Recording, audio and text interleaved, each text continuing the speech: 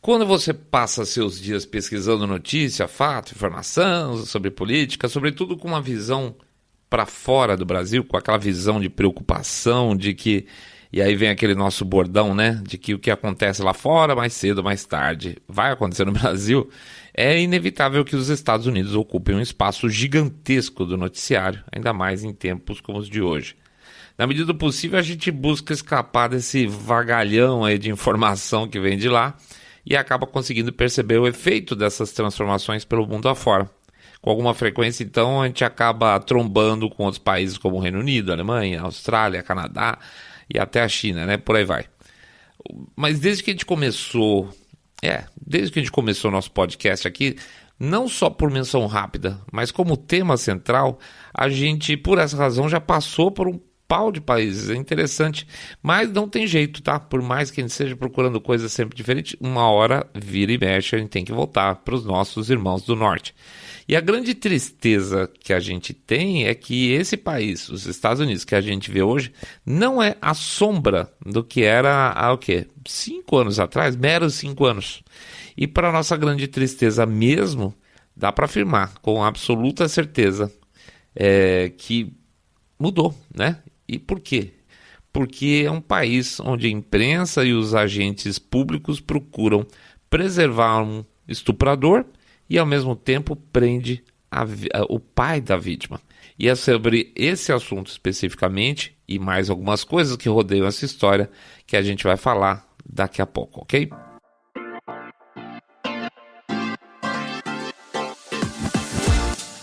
Saindo da bolha. Menos notícia, mais informação para você. Loudoun County, ou a América já era.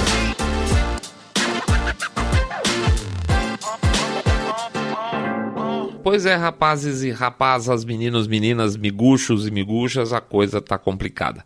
Não importa o que a agenda de esquerda progressista deseje, mas quando a coisa caminha na direção das crianças, geralmente isso incomoda a gente de uma maneira especial. Vamos dizer assim que isso multiplica os pontos de culpa na nossa visão. Pior que essa agenda já tem acontecido assim dessa forma há algum tempo, né? A gente sabe, escolas desde já algumas décadas se tornaram um ponto de doutrinação política. A gente está cansado de ver, né? Não só lá como aqui, filmagens dos próprios alunos mostrando situações totalmente inaceitáveis envolvendo professores fazendo aliciamento ideológico. E eles negam, né? Isso é a parte mais interessante. Eles negam como se fosse negar lá no passado o Foro de São Paulo. Não, imagina, isso é teoria conspiratória. A esquerda nega o óbvio. Ela nega o que é filmado e o que é gravado. Isso é muito estranho. Recentemente houve um caso que acabou ficando famoso, mas apenas obviamente famoso, vamos chamar assim, na bolha da direita, né? Graças ao Project Veritas, aquela história do professor que confessou para um jornalista que estava lá na moita, lá, que eles fazem aquele esquema do Project Veritas, fingindo que não era com ele, que o professor confessava que o objetivo dele era transformar os alunos em revolucionários em questão de semanas. Na sala de aula dele tinha posters do Mao, tinha Mao Tse Tung, exato, posters da Antifa, posters do EZLN lá, que é o Exército Zapatista, né, que é o grupo comunista mexicano. Enfim, ele fazia com que os alunos participassem de protestos para ganhar ponto e assim passar de ano. Ou seja, ele falava, ele mete medo nos caras, se você não fizer isso, você não passa de ano, você tem que ganhar uns pontinhos indo em protesto. A sacanagem foi descoberta e o conselho escolar acabou demitindo o sujeito. Mas, muito importante, o cara só foi mandado embora, bem na verdade, porque teve muita pressão e apesar dele mesmo dizer que haviam outros aspas como ele. O conselho escolar negou que soubesse das atividades desse sujeito ou de qualquer outro professor parecido com ele e tal, para ficar saindo pela tangente, mas a pergunta fica então, tá bom, se o conselho escolar não sabia, para que serve o conselho escolar então? Pior, o conselho só entrou no jogo depois de tentar sem sucesso abafar a história, colocar o jornalista que tinha levantado as entrevistas em vídeo para fora da escola, né? Eles nunca quiseram ouvir o sujeito até que a coisa explodiu.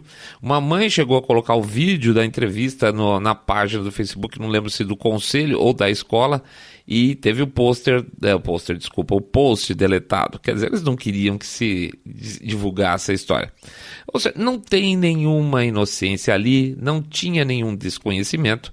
O professor só perdeu a cabeça porque a situação ficou insustentável, tá?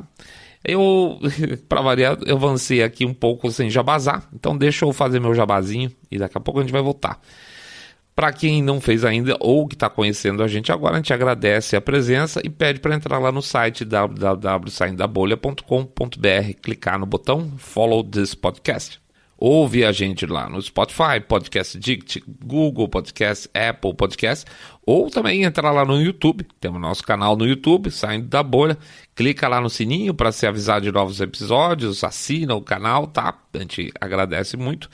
Pede para também fazer o share do episódio, se vocês gostarem, evidentemente, e contar para os seus amigos aí que vocês estão acompanhando o podcast Cabeça Direita Limpinho Supimpa, que detesta, abomina, e olha nosso aí de novo esse episódio falando sobre o assunto, sobre o politicamente correto. E finalmente a gente pede também para vocês pegarem o nosso endereço para acessar o nosso grupo fechado lá no Telegram. Anota aí, por favor, bit.ly/Telegram-bolha, bit.ly/Telegram-bolha. Para quem está tendo dificuldade de achar a gente lá no Facebook, tem como é que chama? Esqueci o nome do cara, eu falar Telegram de novo, não é. É o Getter. Ah, sim, é isso aí. Getter, você jogar lá na busca dele, Saindo da Bolha, aparece lá o podcast e tudo que a gente publica no Facebook, publica também no Getter e também no Telegram, tá bom? É isso aí, jabá feito, vamos pra frente. Vida que segue. Os Democratas da Virgínia. A gente tem como costume aí dar uma contextualizada nas nossas histórias, tá? E nesse caso não vai ser diferente. Eu não digo que eu tenha alguma esperança no grupamento, vamos chamar assim, democrata americano em geral, mas além da Califórnia, se existe um outro estado com políticos democratas horrorosos, esse estado é a Virgínia. Vamos lembrar que a Virgínia sempre foi um estado relativamente conservador, tá? Mas a expansão da influência de Washington, a capital Washington, que fica ali na fronteira com o estado da Virgínia, acabou fazendo com que os distritos mais ao norte do estado acabassem se tornando todos azuis, e bem azuis, tá? Tanto é que temos governadores que são democratas por lá. Isso não quer dizer que a Virgínia era especificamente um estado vermelho, ok? De eleição em eleição, os eleitores da Virgínia pulam para cá e para lá, mas em tempos recentes essa massa populacional do norte ganhou peso e tem definido muitas eleições. Por exemplo, do Obama para cá, a Virgínia só votou em democrata, mesmo na Hillary, olha só. Pois é, ainda que às vezes no aperto.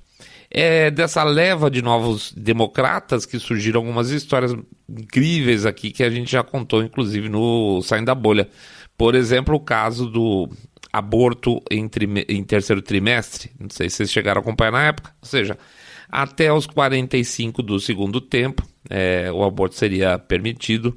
E o governador da Virgínia foi acusado pelo Trump de indicar eutanásia de bebês após o parto. Ficou conhecido como aborto pós-parto. Pois é. O governo negou a versão, mas eu deixo a frase que o governador usou para explicar esse processo, vamos chamar assim, como é que esse processo funcionaria, e vocês ouvem e tiram a conclusão de vocês. Eu tenho a minha. Eu peço que vocês ouçam e pensem à vontade o que quiserem. Aspas, então, para o trecho aqui do governador Ralph Northam, ele explicando esse aborto de 3 meses, ou o aborto por pós-parto, que ele diz que não era. Vamos lá, aspas. Se uma mãe estiver em trabalho de parto, posso dizer exatamente o que aconteceria. O bebê nasceria. O bebê seria mantido confortável. O bebê seria, aspas, ressuscitado se isso fosse o que a mãe e a família desejam. E então haveria uma discussão entre os médicos e a mãe. Para mim tá fácil o que isso significa, né? Mas sei lá, cabe discussão, decidam vocês aí. Pois é, nesse novo ninho de práticas progressistas é que vive hoje o estado da Virgínia. Também a gente fez um programa específico sobre as tentativas do governador Ralph Northam de restringir as armas do estado. Foi um episódio chamado Virgínia, Armas em Mãos pela Segunda Emenda, em janeiro do ano passado, tá? Era uma bolinha da semana ainda que chamava. E pelas ideias do governador e com apoio com apoio da Assembleia Local, por meio de umas trucagens legislativas, os cidadãos da Virgínia poderiam passar a ter sérios problemas com suas armas em casa. Eles estavam tentando fuçar isso, né? A situação escalou então e diferentes condados meio que se rebelaram. Oficiais de polícia de vários locais avisaram que se a lei passasse eles não iam cumprir a lei, o que gerou um baita atrito também entre o executivo e o pessoal de polícia e, ao final, teve uma enorme demonstração pública na capital do estado, que acabou, Richmond, se não me engano, né? Com todo o povão aí indo armado até os dentes para mostrar que a coisa não terminaria em violência. Não foram lá para ameaçar, mas para mostrar que sim, na Virgínia, portar arma era absolutamente natural e eles não iam deixar isso mudar nem a pau. Essa passagem aí gerou o risco de secessão no estado da Virgínia, com condados aí que falaram, não, nós vamos embora. E o outro estado vizinho deles, West Virginia, abriu espaço para os condados da Virgínia que quisessem sair de dentro da Virgínia. Uma confusão total. Claro que houve todo um discurso de que a turma que ia lá para esse protesto armado era tudo supremacista branco, que ia acabar tudo em tragédia, mas, como sempre, óbvio, não aconteceu violência. E, inclusive, essa história dos supremacistas brancos, uma grande bobagem, porque lá nesse protesto especificamente tinha muita gente branco e tinha muito negro também. Então, estava todo mundo lá dentro lutando por seus direitos e não tinha nada a ver com racismo, porcaria nenhuma. Pois é, da Virgínia que vem novamente uma nova história, que é o que a gente vai tratar hoje. Dessa vez envolvendo o ambiente escolar. Você lê, relê a história, assiste uma entrevista do repórter investigativo que foi lá buscar no fundo do baú essa história e de verdade, gente, a gente pensa mesmo, o que é que diabo está acontecendo com aquele país? Loudoun County. Loudoun County fica exatamente na divisa da Virgínia com Washington DC, tá? O que já dá para imaginar o tipo de política que acontece por lá. No dia 28 de maio, olha o tempo, nós estamos falando de 4 meses atrás, em uma escola do condado, uma menina entrou no banheiro feminino e em seguida entrou também um jovem. Esse jovem se identifica, e aqui eu vou ficar dividido para passar essa informação para vocês, porque eu já vi 2 formas diferentes, então passo as 2. Diz que esse jovem que entrou no banheiro junto com a menina se identifica como transgênero ou como gênero fluido. Tem essas 2 versões. Para quem não sabe, então, transgênero se identifica como uma pessoa do gênero oposto, tá? Do que não quer dizer que ele tenha obrigatoriamente feito uma operação de mudança de sexo. E gênero fluido é uma pessoa que às vezes se identifica com homem, às vezes se identifica com mulher, dependendo do dia ou da ocasião. Então hoje, sei lá, eu sou uma mulher, mas como eu gosto de mulher, então eu sou uma mulher lésbica. Hoje eu sou homem, como eu sou homem e eu gosto de mulher, então eu sou um homem hétero, tá? Essa bobagem toda. Que tempo que a gente tá, né? Muito bem, naquele dia o jovem que não temos o nome, porque é menor de idade, estava usando saia, por sinal, tá? Por isso, teoricamente, por estar usando saia, ele provavelmente devia estar achando que era mulher, foi para o banheiro feminino.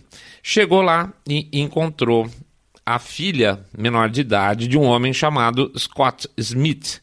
E esse carinha abusou sexualmente da moça lá dentro mesmo, e abusou mesmo, tá? Foi um estupro, vamos lá.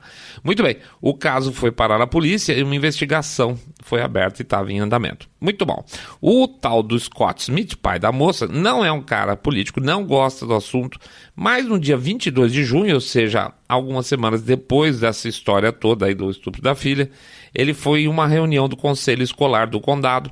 E durante a apresentação dos oficiais do conselho, em que se discutia inclusive uma nova política, vamos chamar assim, transgênera, será que eu posso falar assim? Eu acho que é, vai saber.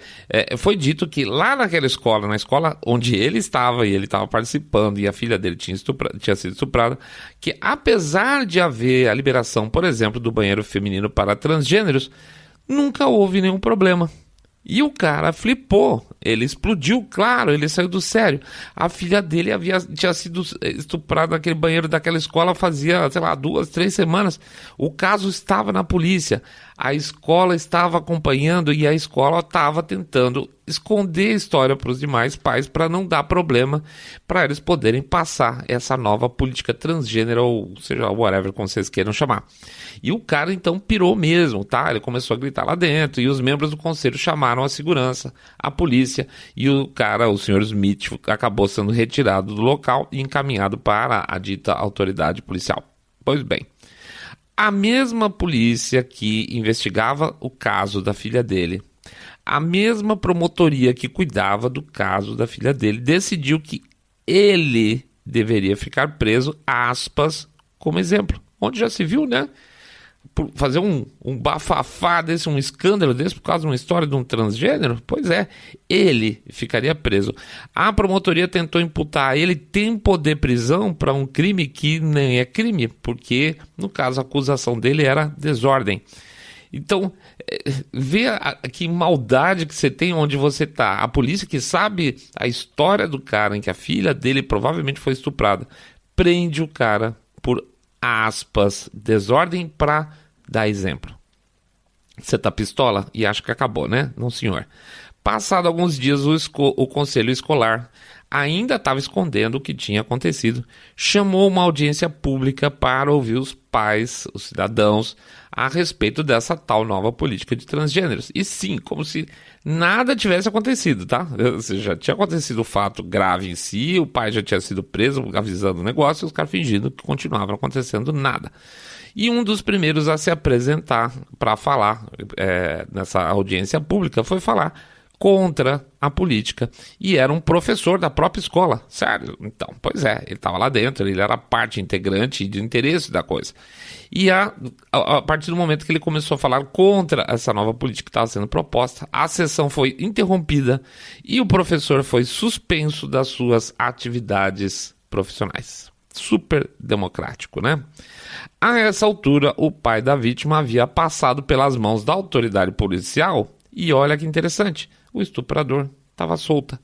Mais que isso, a imagem do pai da moça lá, do tal do Smith, acabou viralizando pelo YouTube, pelo Twitter, e com aquelas cenas dele sendo arrastado, sendo preso dentro da escola, e com isso a National School Boards Association, vamos dizer, a Associação de Escolas dos Estados Unidos, se pronunciou exigindo do governo federal, do Departamento de Justiça, que começassem a tomar medidas contra a violência nas reuniões de conselhos escolares. Isso quer dizer o quê? Isso quer dizer que os pais já estão ficando de saco cheio e comparecendo cada vez mais nessas reuniões de conselho, protestando contra as posições da escola, claro, como no caso que a gente contou lá no anterior, que o cara estava tentando transformar os filhos dos caras em revolucionários, como muitos casos onde está sendo ensinado a tal da Critical Race Theory, cada vez mais cedo para crianças de 7 anos, de 6 anos, de 5 anos, para crianças tratando de assuntos sobre racismo, que as crianças não têm nada a ver com isso, tá? Então, assim, a National School Board Association pedia para o Departamento de Justiça fazer alguma coisa, sendo que qual era a violência? Quem estava praticando a violência de fato? As escolas com relação aos pais ou os pais em relação aos conselhos? Pois é, né? Então, tá sentadinho? Muito bem, então vou te contar. O procurador-geral, olha onde chega essa história, o procurador-geral dos Estados Unidos, indicado por Biden, claro, chamado Merrick Garland, disse que exigiria do Departamento de Justiça e do FBI que passassem a investigar esses pais que vão lá nos conselhos, esses caras horrorosos vão lá defender seus filhos e querem que eles sejam educados corretamente, que na visão deles estavam tumultuando as reuniões, chamaram esses pais de terroristas domésticos. Isso, gente, terrorista doméstico, o pai que se preocupa com a educação dos filhos, tá? Então que o FBI deveria tomar providências contra esses terroristas domésticos. Só para vocês saberem, o Merrick Garland é o cara que o Obama tinha tentado indicar para o Supremo lá atrás, quando era a época dele, indicar os juízes de Supremo, tá? Então esse seria esse cara que acha que pai que dá palpite na educação de aluno, tá? Esse cara é um cara que ia ser um dos isentos membros da Suprema Corte Americana, que chama pai de terrorista doméstico, tá? Pois bem, toda essa história podia ir mais longe ainda sem ninguém ficar sabendo, mas a sorte é que existem ainda alguns jornalistas por aí. E um jornalista investigativo do Daily Wire parou e pensou, por que será que naquele dia que viralizou o vídeo, né? Aquele pai lá estava tão pistola na reunião a ponto de ter que ser arrancado para fora, levado pela polícia. Pois é, não fosse essa simples curiosidade, a gente não saberia nada dessa história até hoje. Óbvio que a imprensa comprou a briga do lado contrário onde você deve estar hoje. Taxou o pai de extremista, direitista, radical, trumpista, e nunca até agora outro veículo havia até agora mencionado o sofrimento que esse pai tinha passado em função da história que aconteceu com a filha dele. Para a escola e para a imprensa, a menina era uma mentirosa, tá? Isso tudo é coisa de gente que não gosta de transgênero, sabe como é que é? Então, nesse caso específico, é aquela história da escala de vitimização, né? Mulheres valem menos que transgênero, então na hora H tem que acreditar, não tem que acreditar, na verdade, na menina que afirmou que foi estuprada. Pois é, gente. No dia 6 de outubro, pouco mais de uma semana atrás, agora, a polícia do condado informou que havia detido um menor de 15 anos que tinha prendido uma coleguinha numa sala de aula vazia, no mesmo colégio, de novo. E havia, de novo, um novo caso de abuso sexual dentro da escola. Imediatamente a imprensa começou, não é o mesmo rapaz, não não. E você acha o quê? Que era ou não era? Claro que era. E a imprensa dizia que não, é fácil, né? A imprensa está tentando defender muito, deve ter coisa aí. E tinha. Era o mesmo rapaz, de novo, que tinha abusado de outra menina. Pois é, se alguma providência tivesse sido tomada lá atrás, né? Lá atrás, esse novo caso, claro, nunca teria acontecido. Mas não foi tomada, né?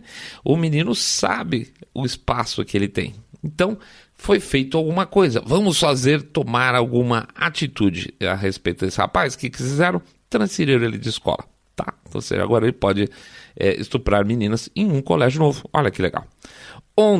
Só ontem, 14 de outubro, começou agora o julgamento do rapaz pelo caso da filha do tal do Smith, a primeira menina que foi estuprada. São acusações que eu não posso falar aqui no YouTube, senão acho que tomaria gancho, tá? Mas posso dizer pra vocês, gente, que as acusações são muito pesadas, vai por mim.